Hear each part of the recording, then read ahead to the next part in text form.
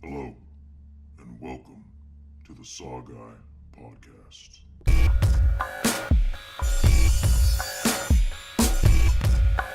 Like scary movies? What's your favorite scary movie? Here's Johnny. We'll tear your soul apart. The boogeyman is real, and you found him. Game over, man. Game over. What do you want? I want to hear you scream. Bitch!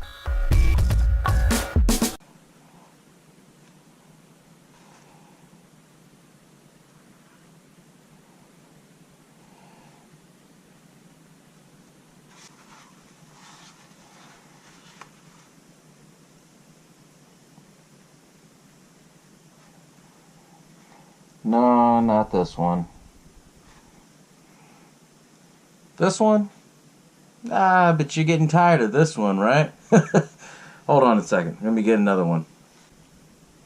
Oh yeah, this one feels a lot better. More like comfortable in my skin over here, you know what I'm saying? But anyways, welcome to the SaWGuy podcast. As always, I'm the SaWGuy. I have a damn good episode for y'all today. Going to be talking about my childhood, hopefully your childhood, if you remember this good shit. But anyways, I'm going to be talking about, that's right there, Goosebumps. If y'all don't know what this was, man, you missed out on some good shit back in the 90s.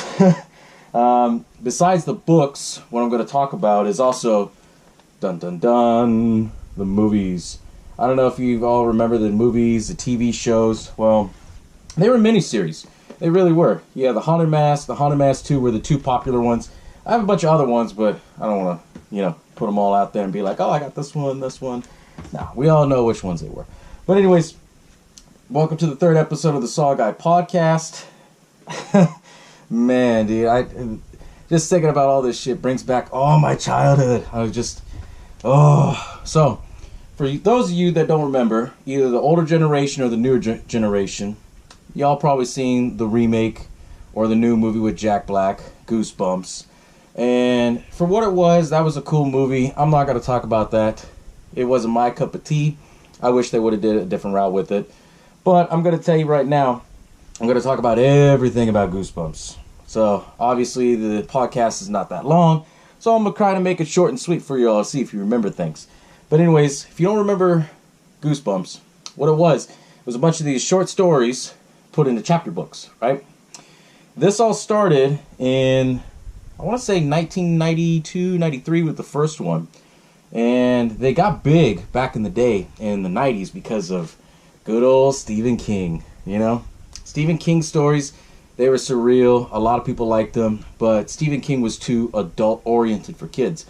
So what they did is that this author, I don't even know what the RL stands for, to be honest with you, but I know his name was R.L. Stine, right? He wrote some short stories, and eventually it led him to write Goosebumps. Well, he wrote Goosebumps, and it just became a hit, because a lot of it was very surreal, like Stephen King, but at the same time, what made R.L. Stine's books and Goosebumps special is the fact, even though they were so surreal, they were friendly enough for kids, at least back in the 90s, When you think back in the 90s, people didn't really care so much. Everybody wasn't offended by every little thing, this story's too scary, blah, blah, blah, blah, blah, blah, let's cut it out. It wasn't like that back in the 90s. It was fair game. So, a lot of these stories, I'll never forget, I think the first one was Say Cheese and Die. That was a good one. And just the cover art alone, I mean, look at this. Who, as a kid in the 90s, if you're my age, right? If you saw this book cover, you'd be like, that's some good shit right there, right?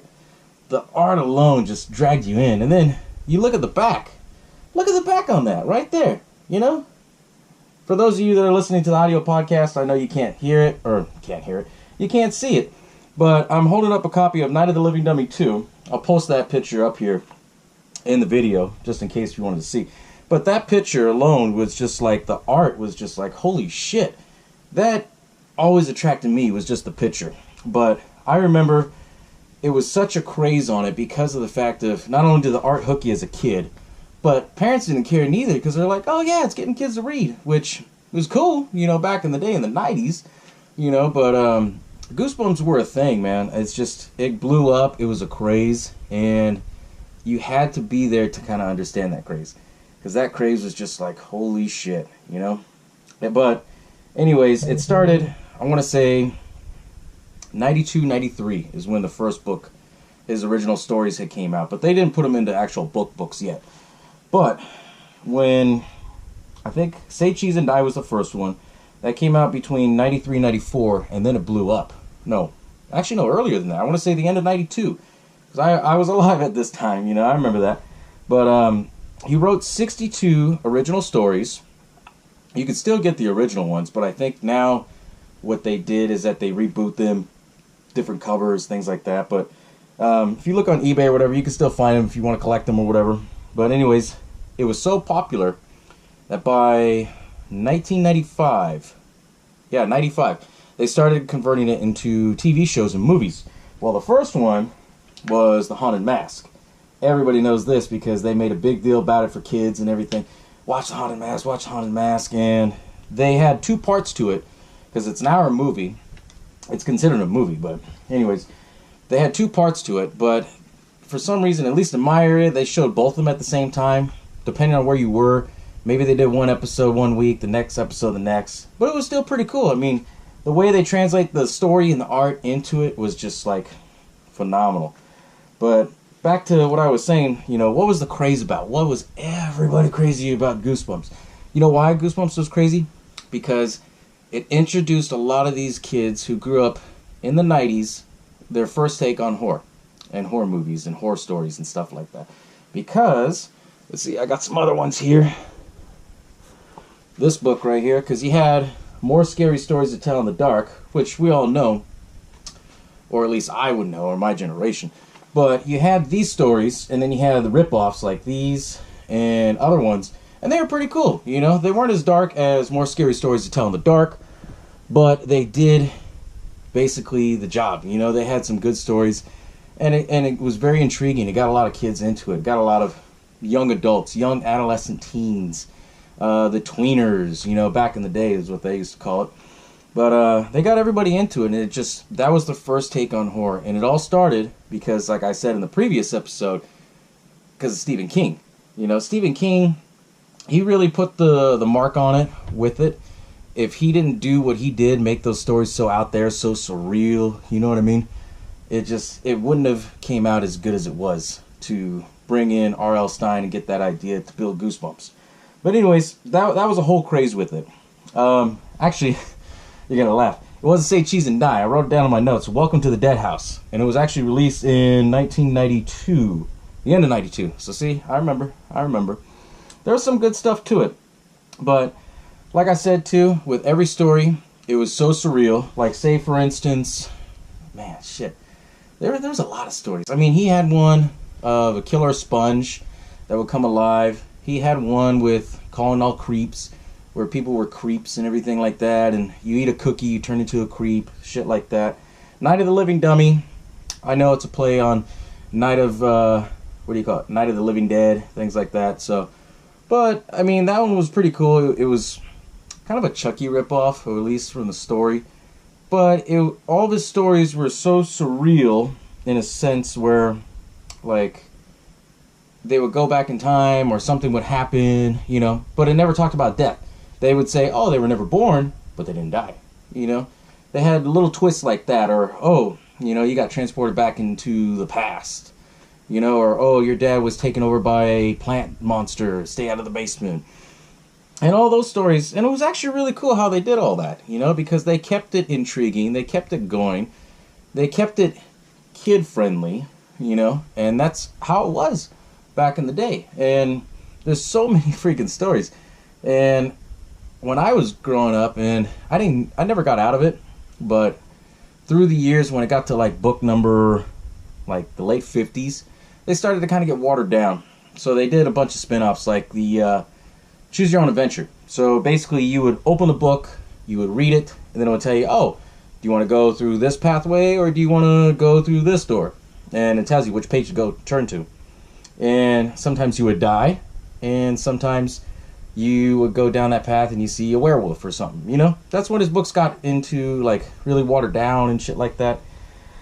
But, you know, his original stories were always good. There were so many of them. And when you talk about Goosebumps, I'm bringing up all my damn childhood right now, you know? I probably brought up a lot of your childhoods too, you know, because who doesn't remember Goosebumps? When that blew up so big, I remember the book fair. That was like their main thing. They would have this whole Goosebumps section set, right? Or display. And basically they did anything and everything they can to get kids to read books. They had a mascot named Curly.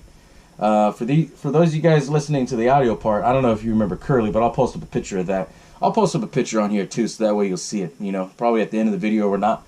But Curly, he was the mascot, kind of like how Eddie was for, God, you know, it's just thinking of Goosebumps. You know, he's basically a mascot. Just bear with me on this one. He was a mascot. So basically, if you saw a skeleton with glasses and a mohawk, a purple mohawk, you would know that was Curly from Goosebumps telling you, oh, you know, and he would talk like the Crypt Keeper, talking about read books and books are scary, ghoulishly good, you know, random shit like that. But that's how it was. It really was. And he was used in basically everything as far as advertisement goes for Goosebumps. So if you saw like bookmarks, book promotions, anything that had to do with Goosebumps, you always saw it. I know these books, I got a bunch of them. The old style before he came on, but if you see some of the newer ones, if you look up on eBay or Amazon and see like the newer design books, you'll see his different character designs on there. But he's basically their mascot. He was in on everything. And I think I know you'll probably all laugh, but I remember I still have my stuff from when I had a Goosebump birthday party. Yeah, they had a Goosebump birthday party supply stuff. Go figure, right? It was the big thing. But anyways, instead of it showing like the Goosebump logo, they basically showed Curly. That was his name, the skeleton, Curly. And it was basically saying reading is ghoulishly fun or something crazy like that, you know? But that's how it was. It really was. And Goosebump was this phenomenon. And then just by overnight, probably by 1999... is when it kind of faded off a little bit. It faded off a lot, but people still always remembered, and everyone always went back to reading the originals. But you can only do so much with the originals without being like a dead horse, you know what I mean? But all the stories were really good. If you have never heard of Goosebumps, I hopefully this would intrigue you about it, because I only have a few of these, but behind my camera over here, I have stacks and stacks of fucking Goosebump books. But anyways, they were all pretty good books. It was interesting because that's what got kids to read. That's what got me to read, honestly. And every story was so different. You wanted to get hooked on the next one and the next one and the next one. But, you know, it's just another thing, too, like I said, is always the cover art. I know I keep going back to it, but this is my favorite cover art right here. The Haunted Mask 2. I don't know if you can see that, right? The cover for The Haunted Mask 2 was always my favorite, just because the artist, his name was Tim Jacobus, and he had nothing to do with Goosebumps other than making the art. And if you've ever seen any of the original Goosebumps, and you've seen all of the art, from the first one, I think even down to the spin-offs, like the Choose Your Own Adventure ones, the random offshoot sequels when he was doing all the other stuff with the books. But anyways, he did all the art for it. And just all the art made it pop. I don't know what he did to make it pop, but it was just, he used bright colors, surreal themes. And it just, to me, it reminded me as a kid what it did for the older generations with Twilight Zone when they see the old pictures of things, you know, or the old promotions. Because that's basically what the kind of art it was. It really was. But he's still around. He was Tim Jacobus. He was about in his 30s, I think, when he started doing like the art for all of Goosebumps. But he's still around. If you ever get a chance to, look him up on Google, Tim Jacobus, and all of his art will pop up, because he did other stuff too that it looks like Goosebumps, but it isn't Goosebumps. Does that make sense? Like, he did art that was outside of it, but it had the same character styles and things like that of Goosebumps. And he's got a lot of good shit. Like, half of my house is all decorated with fucking Goosebump art. You know, that's just me. As you can tell, with all my buddies behind me. You know, so, yeah. But, you know, what I thought was interesting, too, I was looking through all my notes and writing down notes. Every episode I do, I always research, do what I got to do to make this podcast good, you know? So anyways, what I did is that I went through and looked up information on these Goosebump books. I found out that basically, besides them being released just in America and being big in America, it was big in all these other countries too. Like, it wasn't just American kids reading Goosebumps. You had Goosebumps in Europe. You had Goosebumps as far as, shit, Malaysia. I remember my cousin telling me something about it. And R.L. Stine sold approximately 350 million of these books, just all together. Now, I don't know if they rounded that up. I don't know if that's the exact number. Don't quote me on that. But they say it's 350 million. I know it's a shit ton that he sold, but I don't know if it's in 350 million. I think it's maybe more or less, you know. But he had it released in 32 different languages, which blew my fucking mind. Like, how can you... Like, I want to be able to find one day in another country, Night of the Living Dummy, the book, and see if I can find it in some kind of other different language. Because that'd be interesting to see, you know, how they differentiate before... Well, how do you say it? Because, you know, when they translate from English into another different language, it's always a little different. Maybe they mix up the stories, you know? It's always been interesting.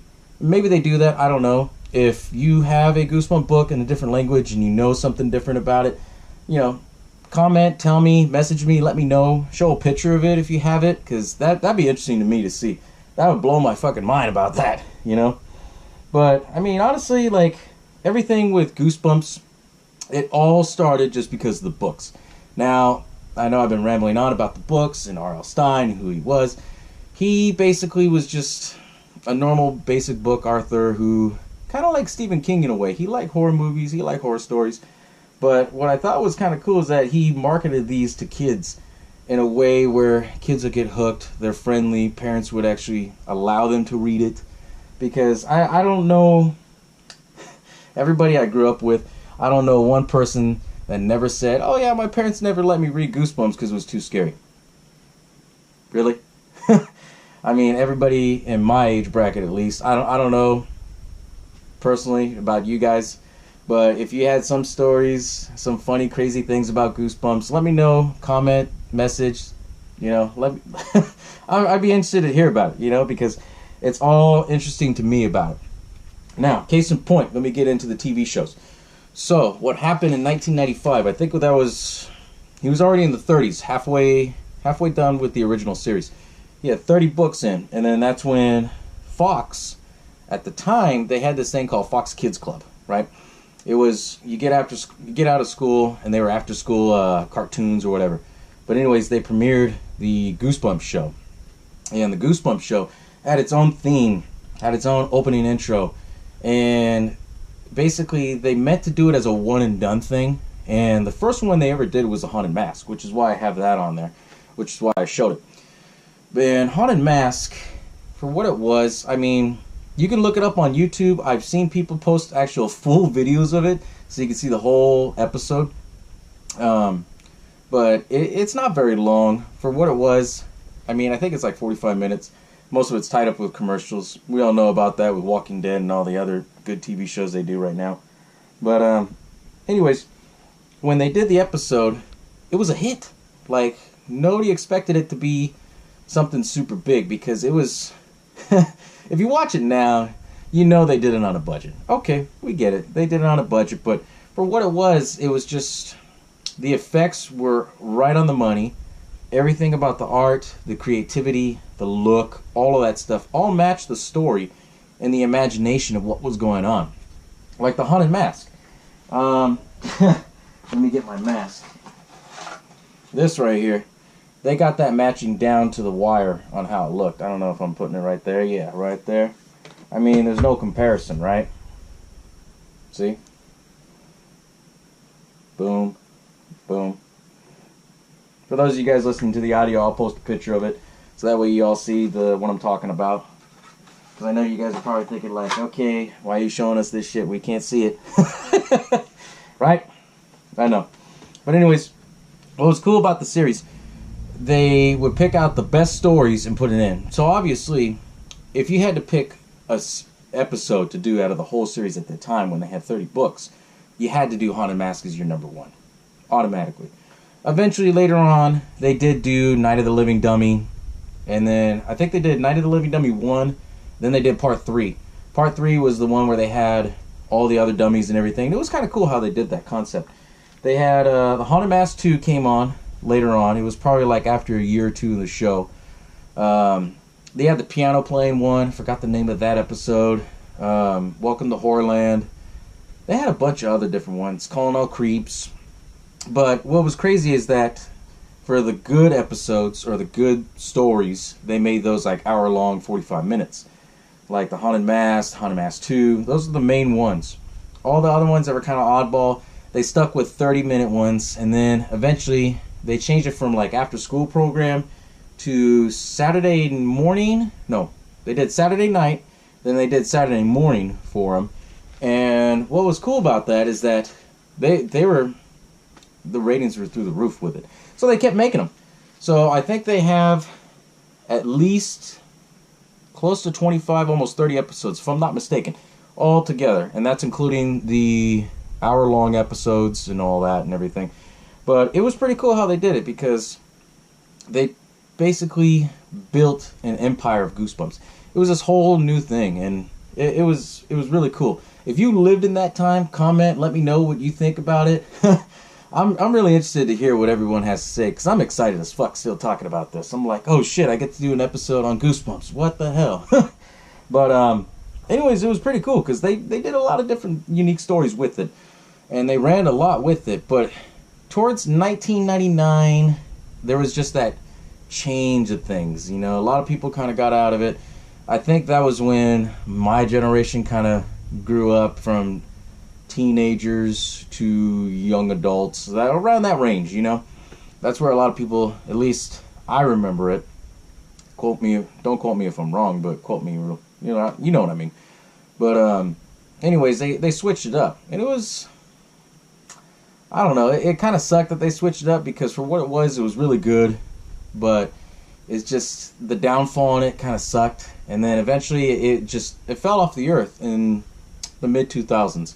I want to say from like 2004 all the way up to about 2010-11, and then there was rumors that they were going to do the movie, which would have been cool if they kept with the movie idea, where they were going to do like kind of like what they did with the TV episodes. They pick one good story and then carry it on, and there was talk that they were going to do it like the Trick or Treat series or Tales of Halloween, where it's basically all the stories being told by one person, and then basically you get like parts and sips of it.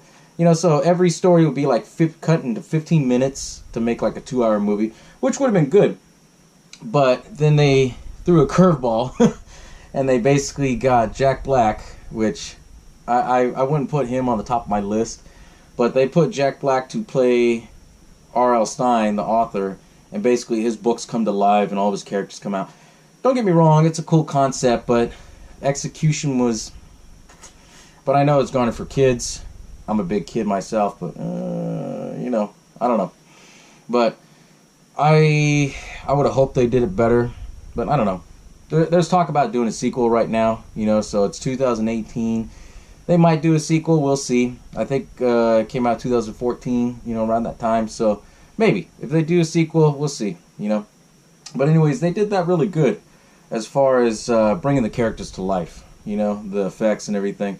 But the big thing, too, with Goosebumps, man, I remember was, besides doing the books and the movies, they had a fuckload of merchandise, you know, and I know everybody who remembers it, y'all know remembers, everybody remembers, because they were owned by Scholastic. Scholastic is a company that obviously promotes stuff for kids, to book reading, anything that has to do with books and education, which is cool. You know, they got kids hooked on reading and educating themselves, So be it.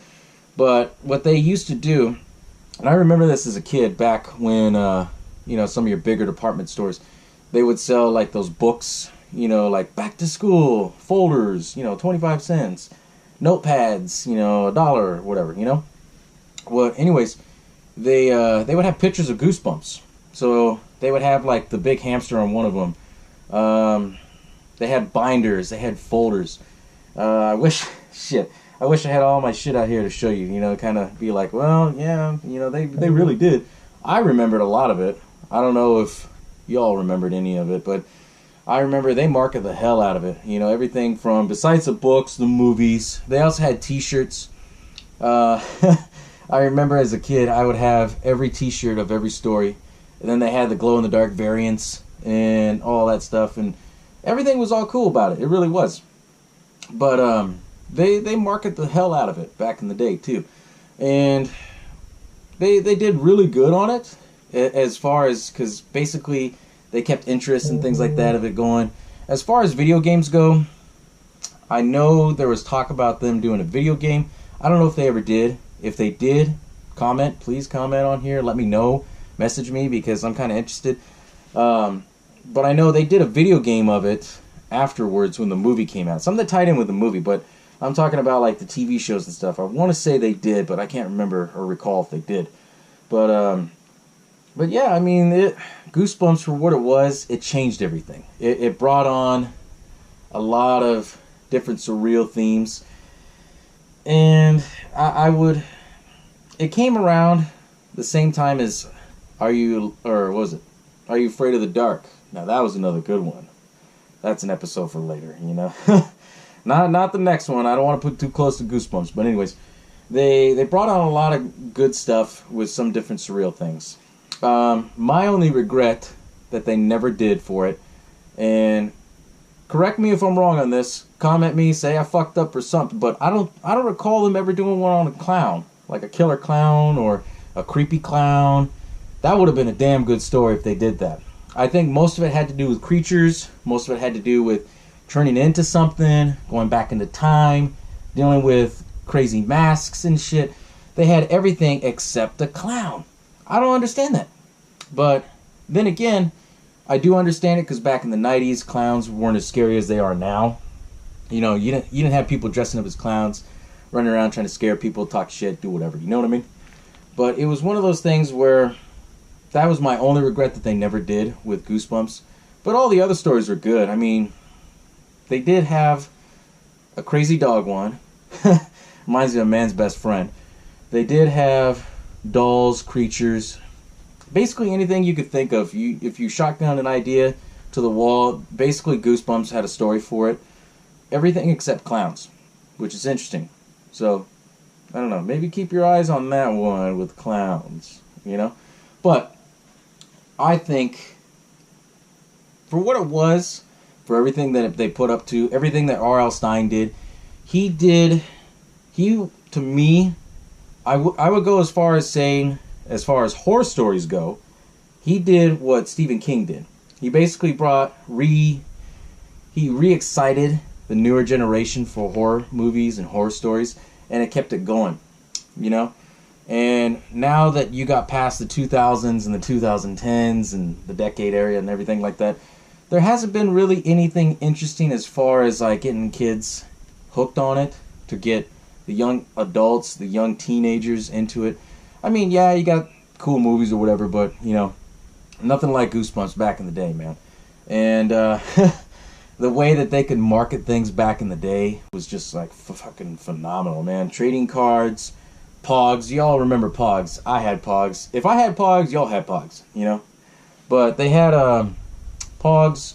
They had books, party supplies, everything with it. But anyways, yeah, that's Goosebumps for you.